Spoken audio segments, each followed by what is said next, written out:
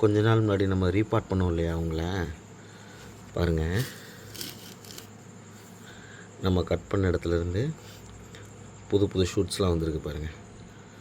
இங்கே இங்கே இங்கே இங்கே இங்கே நல்லா வந்திருக்கு பாருங்கள்.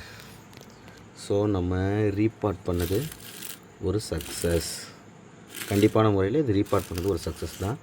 அதனால தான் நான் ஷேடில் வச்சுருந்தேன். எப்போயும் ஷேட்லேயே இருக்கணும்னு சொல்லி ஷேடில் வச்சுருந்தேன். ஸோ அவங்க வந்துட்டாங்க. இந்த மாதிரி ஷூட்ஸ் வந்து இது 2வது நாள் கட் பண்ணி ரீபார்ட் பண்ணி எல்லாம் முடிச்சதுக்கப்புறம் இது 2வது நாள்.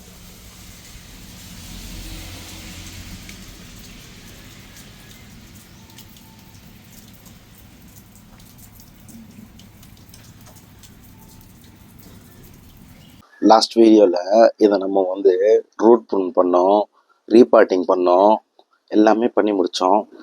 இதை கொஞ்சம் நாள் இலையில் வச்சுருந்தேன். இப்போது அதோடய ரிசல்ட்ஸ் பாருங்கள். நியூ லீவ்ஸ் எவ்வளோ வந்திருக்கு பாருங்கள்.